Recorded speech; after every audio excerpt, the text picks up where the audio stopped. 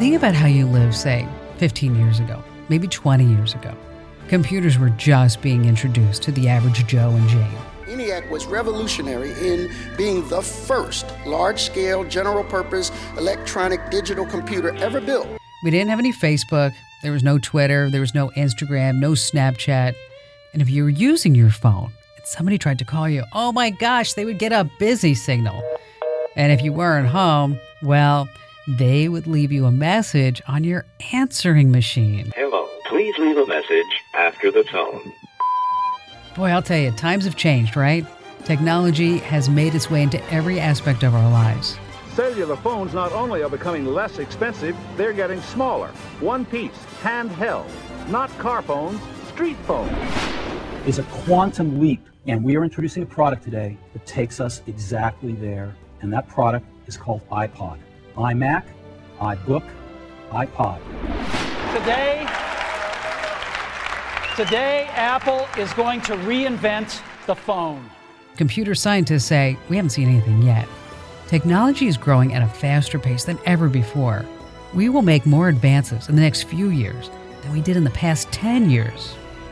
The last 50 years have brought us so much change in the world of technology.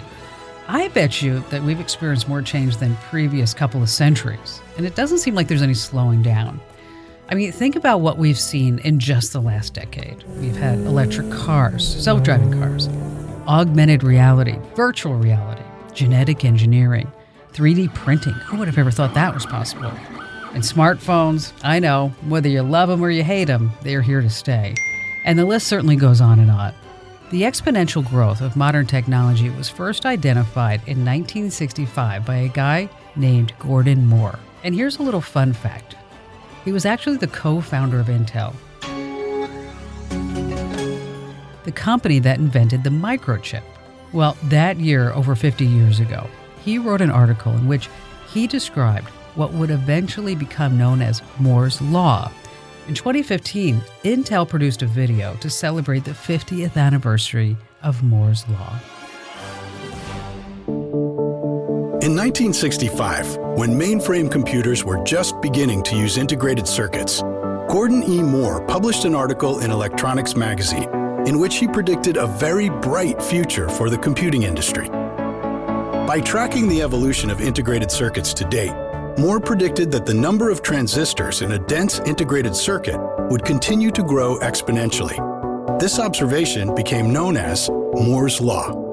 The message I was trying to get across was that integrated circuits were the road to less expensive electronics. It really evolved from being a measure of what goes on in the industry to something that more or less drives the industry. If you compare the first microprocessor, Intel's 4004, to today's 14-nanometer processor, performance is now 3,500 times higher. Energy efficiency is improved 90,000 times, and the price per transistor has fallen by over 60,000 times. If automotive technology had progressed at the same rate, cars would go almost 300,000 miles per hour, get over 2 million miles per gallon, and cost only 4 cents. No other technology that I can identify has made progress at that rate, nor has any had such a profound effect on the society throughout the world. And certainly in 1965, I would not have predicted the kind of products we make today. They're spectacular.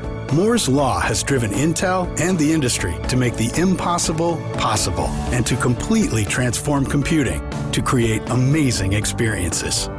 The potential is there for this change to continue, and I'm continually amazed at where it seems to be going. Just remember, whatever has been done can be outdone. Gordon Moore predicted that the number of transistors on an integrated circuit was doubling every 18 months. And that specific prediction has held true to this day. Although some people are saying that Moore's Law is outdated, it can still be applied to almost all modern technology. Exponential growth is complicated. It's very difficult to get your head around because most people tend to be linear thinking. So the full implication of what Moore was talking about can be pretty hard to understand. So let's look at something else. let's look at the inventor and futurist, Ray Kurzweil. He's something of an evangelist for exponential growth. While speaking at a conference, he explained why it's so profound. Unless you've really studied the trajectory of technology, you can be an expert in the technology, but unless you've studied the progression of technology, you won't realize this because it's not intuitive. And you might wonder, well, how different is that? Well, our intuition about the future is linear. It goes like this, 1, 2, 3, 4. An exponential progression. That's the reality, not of everything, not of every technology, but specifically of information technology. It goes 2, 4, 8, 16. That doesn't sound that different, except by the time you get to step 30, the linear progression, our intuition, is at 30. The exponential progression is at 1 billion. And this is not an idle projection of the future. This little computer I have here on my belt is several billion times more powerful per constant dollar than the computer I used when I was a student at MIT. It's 1 million times cheaper, it's several thousand times more powerful. That's a several billion-fold increase in price performance. It's 100,000 times smaller. We'll do both of those things again in the next 25 years. This will be, again, at least 1 billion times more powerful for the same cost. It'll be 100,000 times smaller. It'll be the size of a blood cell. Gives you some idea of what will be feasible. And it's not just computation. It's every form of information technology, and certainly document capture and document processing and document management and intelligent understanding of the information in documents is a pure information technology and has been progressing exponentially ever since it evolved and will continue to do so. So the paradigms will change very quickly. Every time price performance reaches a certain point, whole new applications become feasible. I saw the web, which was called the ARPANET in the early 80s. It was tying together a few thousand scientists, progressing exponentially, and predicted that there would be a World Wide Web connecting hundreds of millions of people to each other and to vast knowledge resources emerging in the late 90s. People thought that was ridiculous when the whole defense budget could only tie together a few thousand scientists, but that is what happened. That's the power of exponential growth. I predicted we would need search engines by that time because the amount of information on the web would be too vast to find anything otherwise, and that the price performance of computing and communications and memory would be sufficient to support a search engine in the late 90s. Kurzweil's predictions about what will happen over the next 30 years might sound crazy, might sound ludicrous. Talking about super intelligent machines and nanobots in our bloodstream. Well, those are just two examples. But it's not crazy, it's not ludicrous, it's actually happening right now. Kurzweil's specific predictions may fall short, but the general principle of exponential growth in technology, well, it's undeniably true. And that means we need to just buckle up and get ready for the ride, because every year, numerous institutes predict the next breakthrough. We're talking about technologies that are on the cusp of change, and they're going to disrupt our lives forever. And in this Komando On Demand podcast, oh my gosh, you're just going to love it. We're going to look at a few examples of technological marvels, and I'm going to add a few of my own. So get ready. We're going to step into the future. And by the way, speaking of these Komando On Demand podcasts, if you're not already getting each and every one delivered right to your phone, your tablet, your computer, whatever device you're holding lately, you really should. Whether you use Apple iTunes or Google Play, just hit subscribe. And this way you get them automatically delivered to you, even when you're sleeping. Now that's a technological marvel.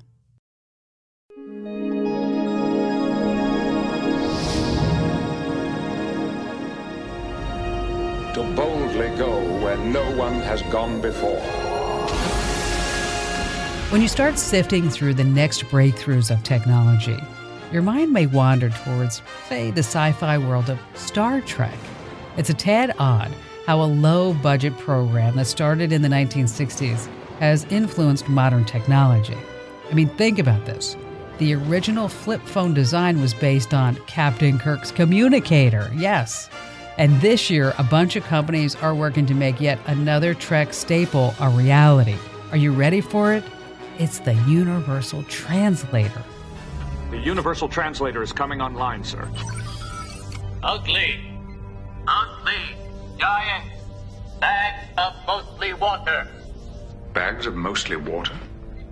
An accurate description of humans, sir. You are over 90% water surrounded by a flexible container.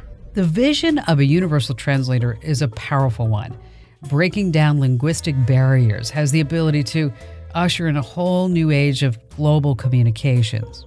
And last year, Google was the latest company to try and build a so-called universal translator. I don't know if you heard about these Pixel Buds, but just crazy technology. Wireless headphones from Google built to compete with Apple's AirPods. But the Pixel Buds come with this very unique feature. An English-speaking Google employee was joined on stage by a coworker who speaks Swedish. Isabel is going to speak Swedish into her Pixel Buds, and I'll hear the English translation out of Pixel 2's front speakers. And then I'll respond in English, and she'll hear the Swedish translation in her Pixel Buds. To illustrate this today, you'll hear both sides of the conversation. Okay. Hey Isabel, how's it going? Hej Isabel, hur är läget? Helt okej, tack. Absolutely okay, thank you. What do you think of these cool new headphones? Vad tycker du om de här coola nya hörlurarna? Mitt team designade dem, så jag tycker de är ganska coola.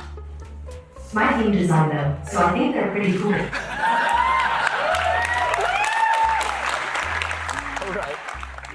The Pixel Buds leverage the power of Google Translate to listen, translate, and play back conversations in 2 different languages almost instantly. And I know what you're thinking. If only we had this for a lot of husbands and wives conversations, then maybe we wouldn't have so many divorces. Now, Google's not the only company working on this technology. A few years ago, Microsoft, they actually own Skype. A lot of people don't realize that. But they debuted a similar feature. Good afternoon, Melanie. How are you? Aber nach neuen Melanie. Wie geht es dir? Mir geht es gut. Wie geht es dir? Well, how is it me, friends? Sorry, Melanie, say that again? Melanie, sag das nochmal. Mir geht es gut. Wie geht es I dir? am well. How are you doing? As you could hear in that last example, these technologies are far from perfect. When you start looking at the reviews of both online, the Pixel Buds and the Skype translator, well, the reviews are mixed at best. There's a whole bunch of problems in translations when someone's trying to have a normal back and forth conversation. And I have to tell you, just using Google Translate, the app, typing in your questions or phrases, it works much better at this point. But the promises of these technologies are huge, and over the next 5 to 10 years, the error rate will get much better. The idea of speaking with anyone, anywhere on the globe in your native language, it will become a reality. Okay, the next breakthrough technology. It's been lectured and written about endlessly for years. I'm talking about the smart city. The model of a digitally connected city that is constantly being monitored. It's been the stuff of Hollywood movies for decades. Just think of Blade Runner with Harrison Ford, Minority Report with Tom Cruise. In case you haven't noticed, the smart city is no longer relegated to the imagination of Hollywood. The prototype for a connected, digitally managed, and surveilled city exists right now. It's in a place called Hangzhou, China. The 9 million residents of Hangzhou were monitored 24 hours a day, 7 days a week for over a year. Their activity on the internet, their purchases, even their movements were uploaded to a giant artificial network and database and computers built by some of China's biggest tech companies. They called it City Brain, and the system was able to manage water supplies, traffic lights, and even crowd sizes. It was hailed as this remarkable success by the Chinese government. Traffic congestion, accidents, and crime are all reportedly down. The government plans to use City Brain in other Chinese cities soon, but the Chinese aren't alone in creating this new smart city. Similar projects are already underway in both North America and in Europe. Up next, in the special Komando On Demand podcast, we're going to dive deeper into the smart city debate because a lot of people are worried about this. Will the day-to-day life for the average person actually be improved? How much monitoring by the government will take place? Will things really become easier and more efficient? Or could technology actually help create greater power struggles within a society? In the end, will we be ruled by a control panel at some operational center? So stay tuned as we examine what has started in one of the biggest cities in the Northern Hemisphere. You will be surprised. We have an opportunity to fundamentally redefine what urban life can actually be. What we hope Torontonians will see is a place that they can be incredibly proud of. Toronto has a pulse. Toronto has a vibe to it that many other cities don't have. This city is becoming quite world-renowned now. And so with that comes that opportunity to lead. So I would love to see us take the reins and become that place that helps people to connect. That's a snippet from a promotional video produced by a company called Sidewalk Labs. It's a subsidiary of Google, and its founding mission is to, quote, develop technology to improve urban life. The company is headed by the former deputy mayor of New York City, Daniel Doctoroff. Sidewalk Labs has embarked on one of the most ambitious projects to date. They've signed a partnership agreement with the City of Toronto to redevelop a major piece of waterfront real estate. And Toronto is one of the largest cities in North America with over 7 million people. The city's undeveloped waterfront, it's the perfect place for Google to experiment with new technologies. I'm talking about self-driving cars and buses and internet-connected homes. The city leaders have jumped at this opportunity to partner with Google, one of the biggest tech companies in the world. Now, I will have to tell you that not everyone is thrilled with what's happening. Big money is getting poured into the Sidewalk Labs Toronto project, but it's nearly impossible to get specifics about what they plan to do exactly. All you end up with is this impressive sounding marketing techno jargon that you keep hearing about in their promotional videos. Addressing the challenges that Toronto has requires a different way of thinking. I like the fact that Sidewalk is bringing a different approach that includes both planning and process and community and technology together, rethinking how we build cities in the 21st century. Now is the ideal time to start figuring out how do we leverage technology to make cities better. You know, the technologists think, why can't we solve this quickly? Why can't it scale fast? And the urbanist knows things take time and you have to move deliberately.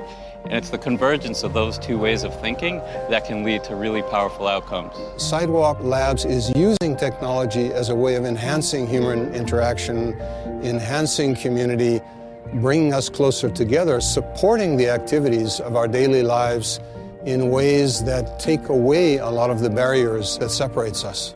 Bringing people together, enhancing human interaction. Who could be opposed to such noble ideas? But what does a connected city really mean in practice?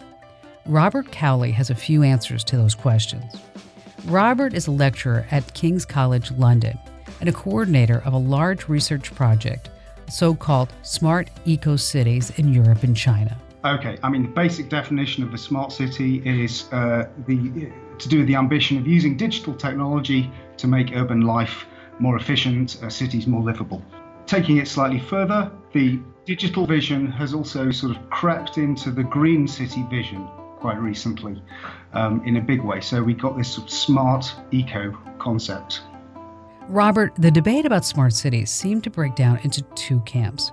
One very positive and one very critical. I'd sort of look back at the earliest commentaries on the smart city when the idea came up a few years ago, and they tended to fall into two strands.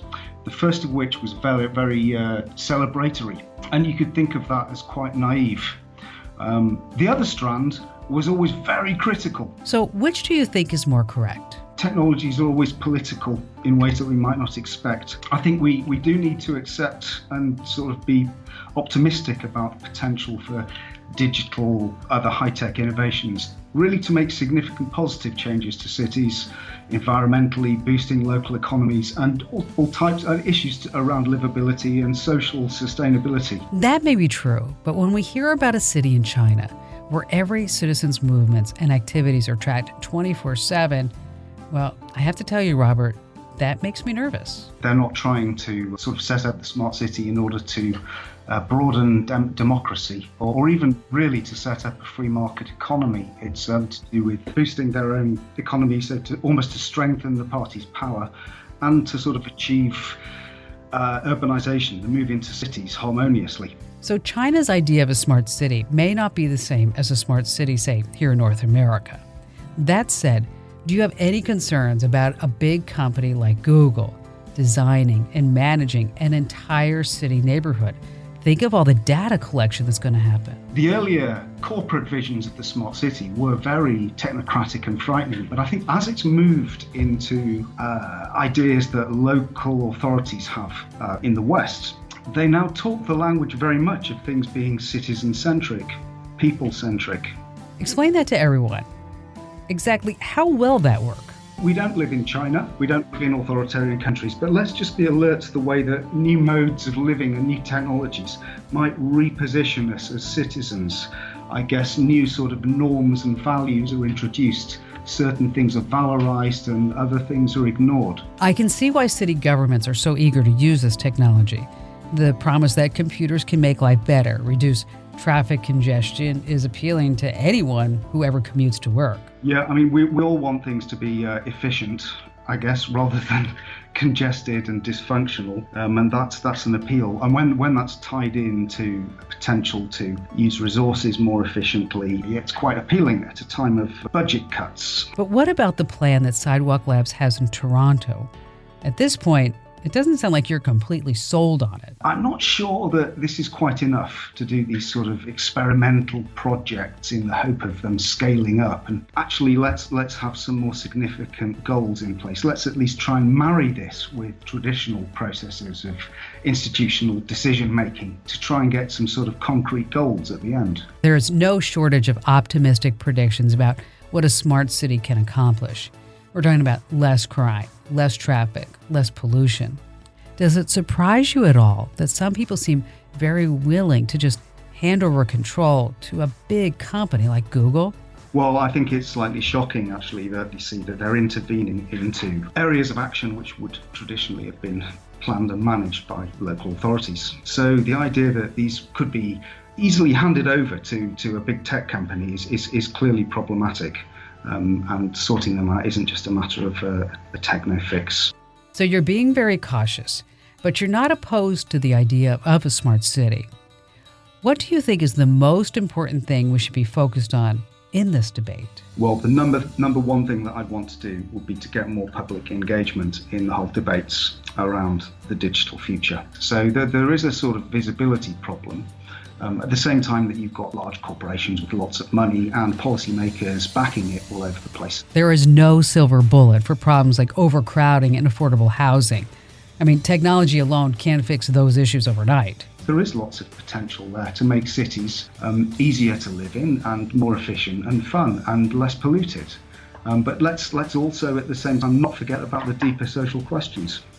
Is it enough just to make sure everyone's connected to the internet rather than thinking about some of the structural issues which underlie it all? So smart technologies are coming, likely sooner to your home than you'd expect. Artificial intelligence-controlled traffic networks will reduce your commute to work. I'm talking about self-driving cars can help by cutting down the number of vehicles on the road and also the pollution they produce. The belief is that internet-connected homes and apartments constructed I'm talking about sustainable power and water supplies, will make urban living more affordable. But you can't embrace this rapid change to the future without actually taking a look at the negatives. Are you ready to live with constant monitoring by facial recognition software connected to CCTV networks? I mean, your privacy is already diluted. Smart cities will completely abolish it. Opponents claim that allowing a big company like Google, known to do a lot of tracking and then selling advertising around it, if you let them take over the management of a city, it could be a real threat to democracy. So we have to keep our eye on the politicians, the companies advocating for smart cities. Change is coming, so we, the people, can then help guide this transformation.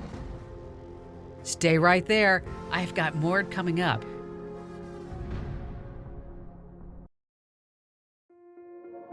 This episode is brought to you by Kia's first 3-row, all-electric SUV, the Kia EV9, with available all-wheel drive and seating for up to 7 adults, with 0 to 60 speed that thrills you 1 minute and available lounge seats that unwind you the next. Visit kia.com/EV9 to learn more. Ask your Kia dealer for availability. No system, no matter how advanced, can compensate for all driver error and or driving conditions. Always drive safely.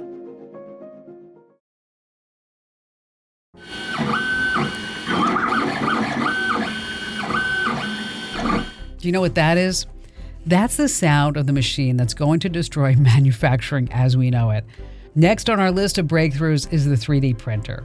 I know they've been around for a lot of years, but in the last few years, they've become smaller and more affordable.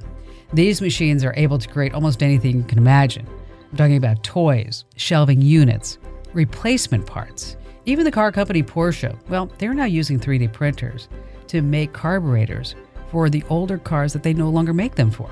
And of course, there's 3D printed tools and just thousands of other objects. You can find plans for these items on the internet. Once you have the plans, they're sent to the 3D printer. And a few hours later, bingo bango, out pops the object. If you haven't seen one in action, many local libraries actually have a 3D printer. And when you see it working, the printer head methodically moves back and forth, layering liquid plastic that quickly hardens. The process is very similar to what happens to your inkjet printer. But instead of spraying ink on a two-dimensional piece of paper, it's using plastic to create real objects. A decent 3D printer is about $1,500. The implications of this technology are profound. It is turning manufacturing on its head. And over the last year, there was another 3D printing breakthrough. Several different companies develop printers that use metal instead of plastic. One of them is called Desktop Metal. Makes sense. The company's promotional video describes how their production system is about to change manufacturing. Metal 3D printing could change much of the world around us if it was fast enough and cheap enough for mass production. Introducing the production system, powered by single-pass jetting. At up to 100 times faster than laser-based systems, it's the first metal 3D printing solution for mass production. The production system is cloud-connected. Sophisticated software manages the entire workflow with profiles that are tuned to every build and material, from the printer to the furnace, delivering dense metal parts. The result is sheer throughput. In the time it takes laser-based processes to produce just 12 impellers, Desktop Metal's single-pass jetting technology would have produced over 500. To date, metal 3D printing has been too expensive and too slow to change the world around us. At up to 100 times faster than existing technologies, the production system unlocks the cost per part needed for mass production. For the first time, it's possible to go to market with metal 3D printing. The ability to manufacture spare parts in your home is going to have a huge impact on the economy. A cheap 3D printer in every home will allow you to download specs for a part off the internet and print it for just a few bucks. Pirated blueprints will likely be shared, just like movies and music are today. The full effect of that reality remains to be seen. But overall, what a great time to be alive. The future looks astonishing, it's exciting, and I know it's given a lot of folks anxiety. And no path to progress ever comes without problems. Yeah, I know technology brings about fears of job security. Will I lose my paycheck to a robot? The truth is, some of us already have, and others will in the future. But on the other hand, technology will always create future jobs. Changes in technology are moving at a breakneck speed, and our unemployment rate is less than 5%. Could you imagine living in a world without any cars or planes or the internet? TV, dishwashers, refrigerators, Snapchat, Instagram, Twitter. I know, we could probably live without some of them. Rather than fear what lies ahead in this great technological beyond, we're just going to step into it. And of course, we're going to step into it cautiously. But you can't walk the other way, and you can't be left behind. Don't fear the future, embrace it, help guide it, and that's why I'm here. I hope you enjoyed this Komando On Demand podcast, and if you did, can you do me a huge favor? Just a really simple thing. Head over to iTunes or Google Play, and then give me a great 5-star rating and a terrific review, because this helps more people find our podcast.